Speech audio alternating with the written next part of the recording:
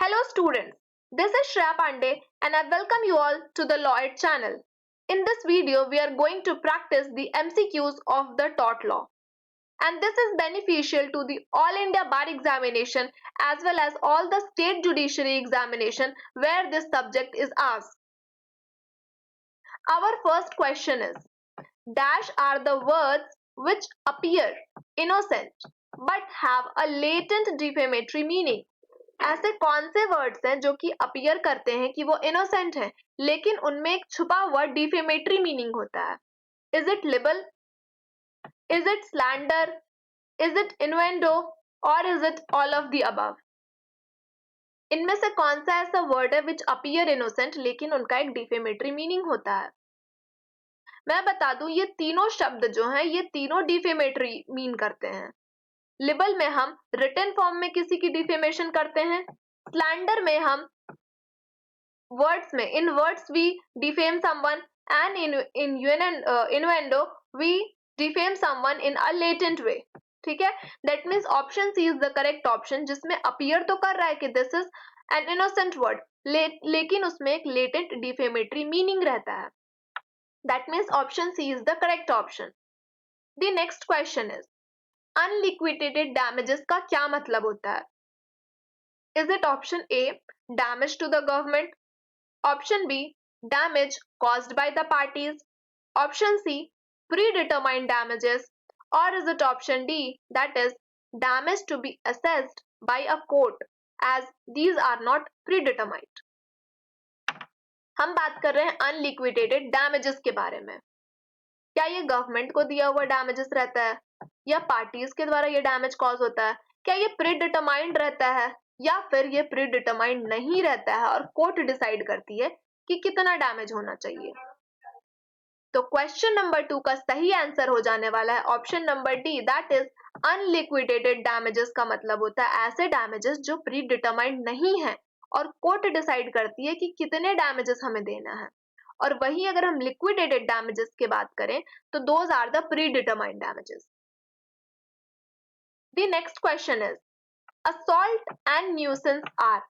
Assault and nuisance क्या है? क्या ये रॉन्ग अंडर क्रिमिनल लॉ है या फिर रॉन्ग अंडर टॉर्ट है, नन ऑफ द अबव है या फिर बोथ ए एंड बी हैं? असॉल्ट और न्यूसेंस की हम बात कर रहे हैं. तो क्वेश्चन नंबर 3 का सही आंसर हो जाने वाला है option number D, that is both A and B. Assault and nuisance के बारे में हम क्रिमिनल लॉ में भी देखते हैं एंड हम टॉर्ट में भी देखते हैं. क्रिमिनल लॉ दैट मीन्स आप देख सकते हैं आईपीसी में भी असॉल्ट की बात करी गई है और न्यूसेंस की भी बात करी गई है और टॉर्ट लॉ में तो दिया हुआ ही है असॉल्ट एंड न्यूसेंस. ठीक है, आईपीसी एंड हमारे जो भारतीय न्याय संहिता अभी करंटली आए हैं उनमें भी असॉल्ट एंड न्यूसेंस के बारे में बात करी गई है. ठीक है, तो these are the wrong under criminal law as well as under tort. The next question is, what is the legal meaning of the word battery? हम बात कर रहे हैं legal meaning of the word battery. Battery का legal meaning क्या होता है? Option A, cells as used in torch, tape recorder, etc. Battering a person to an offense. Option C, actual or intended striking of another person. Or is it option D, that is assault resulting in at least 1 month hospitalization? बात हो रही है battery की. Battery का क्या मतलब होता है? तो correct answer to this question is option number C, that is actual or intended striking of another person. हम एक्चुअली और किसी इंटेंशन के साथ किसी पर्सन को अगर धक्का दे दें, स्ट्राइक कर दें, चोट पहुंचा दें तो दैट इज बैटरी. अगर हमने टच कर दिया है with the intention of striking और हर्टिंग दैट पर्सन तो that is known as battery. The next question is, when the master is held liable for the wrongful of his servant, तो liability is called. अगर किसी भी master को हम liable ठहरा रहे हैं for the wrongful of his servant तो ये किस तरह की लाइबिलिटी होती है? Do we call it as a strict liability? Do we call it as a vicarious liability? Is it option C that is tortious liability और is it option D that is absolute liability? हम अगर किसी master को liable ठहरा रहे हैं for the wrongful of his servant तो इस लाइबिलिटी को हम क्या कहते हैं? तो क्वेश्चन नंबर 5 का सही आंसर हो जाएगा option number B, that is vicarious liability. अगर हम मास्टर को उसके सर्वेंट के लिए लायबल ठहरा रहे हैं, प्रिंसिपल को उसके एजेंट के लिए लायबल ठहरा रहे हैं, तो these are the cases of vicarious liability. The next question is the act of unlawfully entering into another's property constitutes. एक ऐसा एक्ट हो रहा है जिसमें हम अनलॉफुली एंटर कर रहे हैं किसी अदर पर्सन की प्रॉपर्टी में। तो क्या हम इसे ट्रेसपास कहते हैं, मिस एप्रोप्रिएशन कहते हैं, थेफ्ट कहते हैं, या फिर अनलॉफुल असेंबली कहते हैं? Question number 6, act of unlawfully entering. Unlawfully हम एंटर कर रहे हैं दूसरे के प्रॉपर्टी में, तो हम इसे ट्रेसपास कहते हैं। That means option A is the correct option. And यही अगर हमारी इंटेंशन रहेगी कोई ऑफेंस करने के लिए, अगर अनलॉफुली हम एंटर कर रहे हैं, तो हम उसे क्रिमिनल ट्रेसपास कहते हैं। मिस एप्रोप्रिएशन का मतलब होता है किसी और पर्सन की प्रॉपर्टी को यूज कर लेना, अपने यूज में लेते आए हम।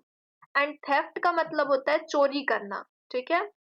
अनलॉफुल असेंबली जहां पर 5 या 5 से ज्यादा लोग मिलकर इकट्ठा होते हैं for doing any offence, that is unlawful assembly.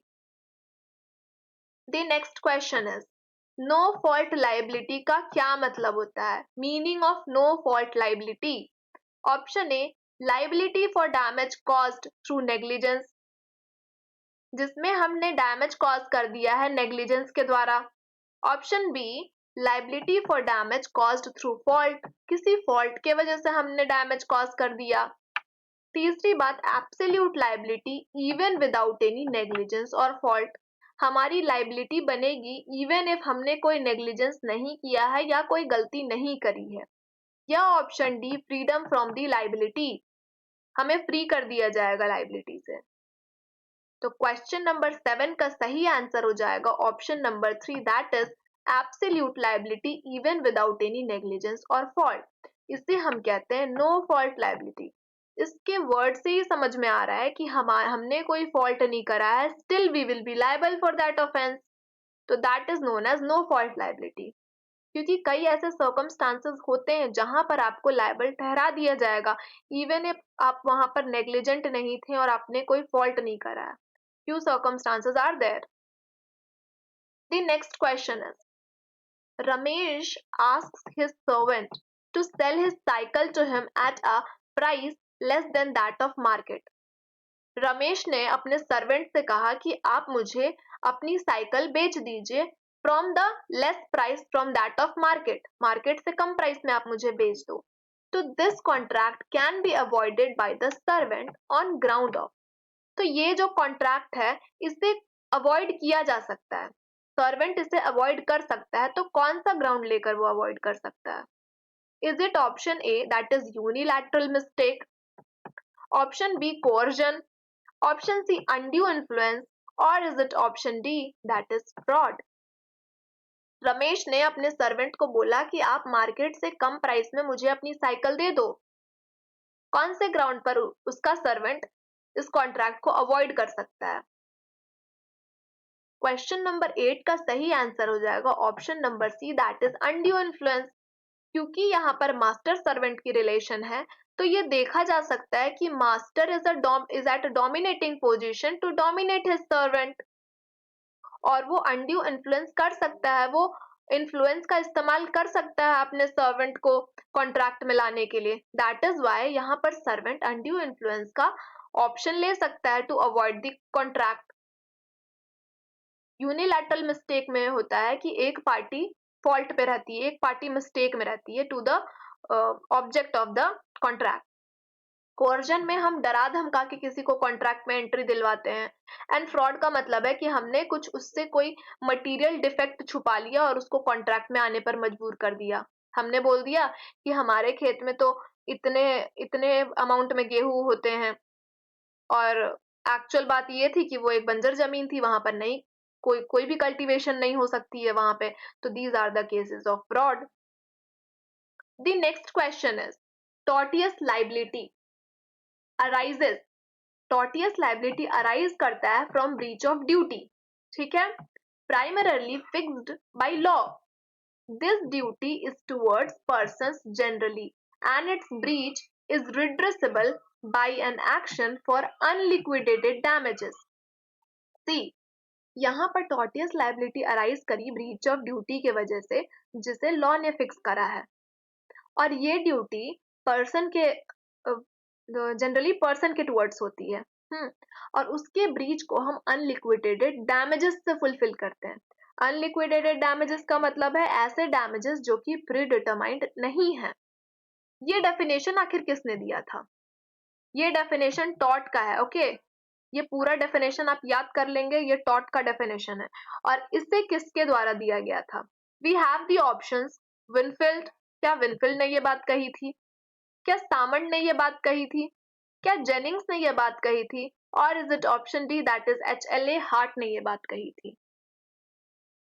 तो क्वेश्चन नंबर 9 का सही आंसर हो जाएगा option number A, that is ये विनफील्ड की डेफिनेशन है. उन्होंने टॉट की ये डेफिनेशन दी है.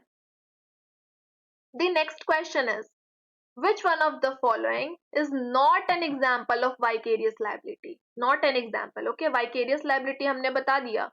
प्रिंसिपल एजेंट का रिलेशन होता है, मास्टर सर्वेंट का रिलेशन होता है, ठीक है, पार्टनर्स का रिलेशन होता है. तो options are liability of principal for the tort of his agent, ये तो एग्जांपल है वाइकेरियस लाइबिलिटी का. Liability of partners for each other's tort in a partnership firm, ये भी तो एग्जांपल है वाइकेरियस लाइबिलिटी का. तीसरी बात, masters liability for his agents tort, agent ने कोई गलती करी तो मास्टर लायबल होंगे, that is also vicarious liability. And option D is liability of parents for the tort of the children. This will be the correct option.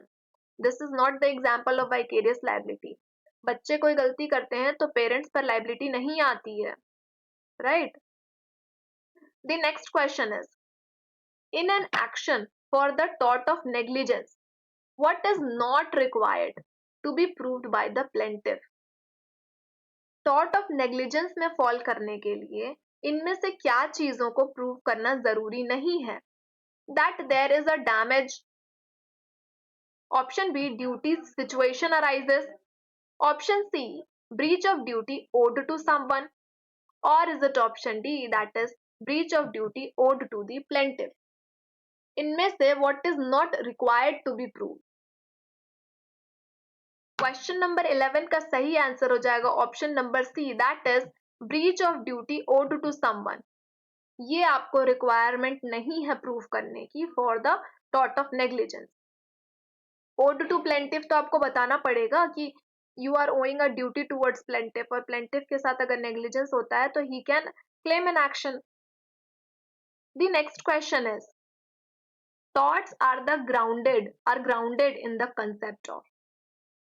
Torts are grounded in the concept of, कौन से concept के according?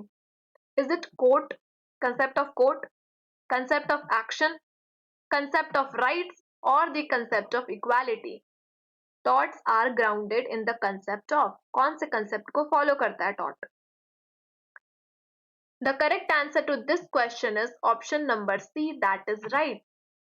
Torts are grounded in the concept of the rights. The next question is, which of the following is not an element of the intentional tort? Not an element, okay?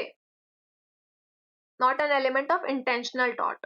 Option A, an intentional tort occurred.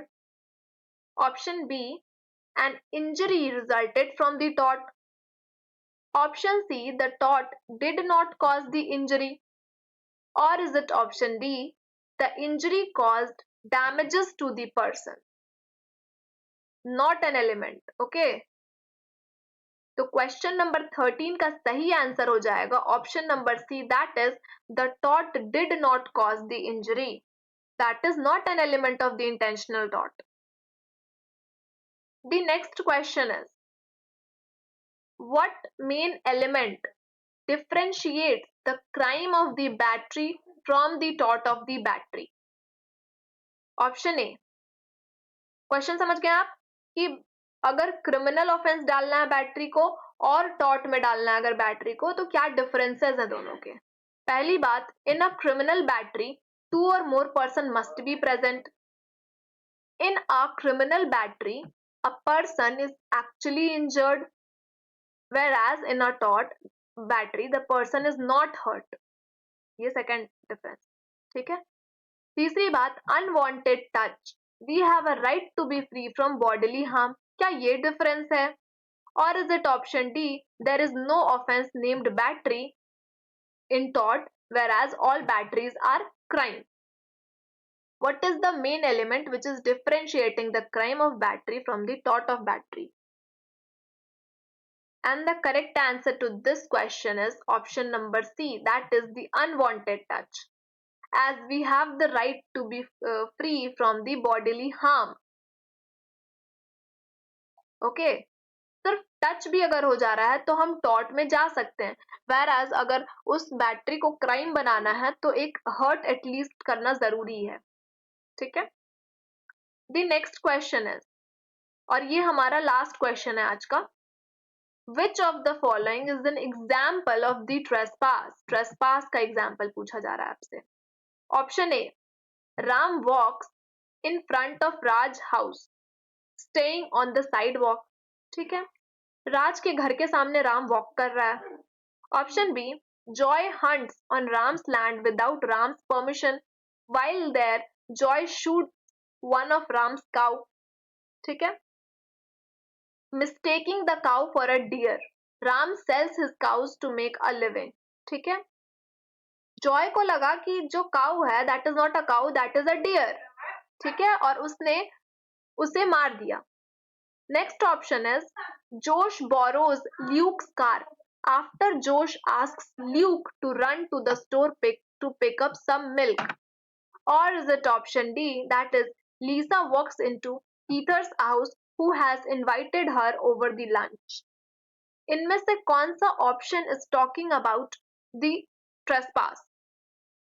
पहली बात, राम अगर राज के घर के सामने walk कर रहा था तो दैट इज नॉट ट्रेसपास, क्योंकि उसके लैंड में तो उसने एंट्री ही नहीं ली।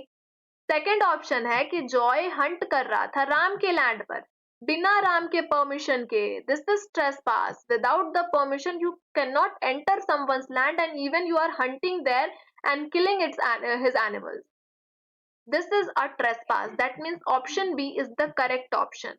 इसी के साथ हमने टॉट के क्वेश्चंस कंप्लीट किए। मिलते हैं नेक्स्ट वीडियो में। अगर आपने इस चैनल को सब्सक्राइब नहीं किया तो हमारे चैनल को सब्सक्राइब कर लीजिए। आप चाहें तो हमारे प्रीवियस एमसीक्यूज देख सकते हैं, मैंने कई सारा लेक्चर लिया है, AIB 19 स्पेशल के PYQs करवाए हैं, MCQs करवाए हैं। आप ज्यादा से ज्यादा MCQs फॉलो करिए फॉर क्लियरिंग दिस एग्जाम। मिलते हैं नेक्स्ट वीडियो में।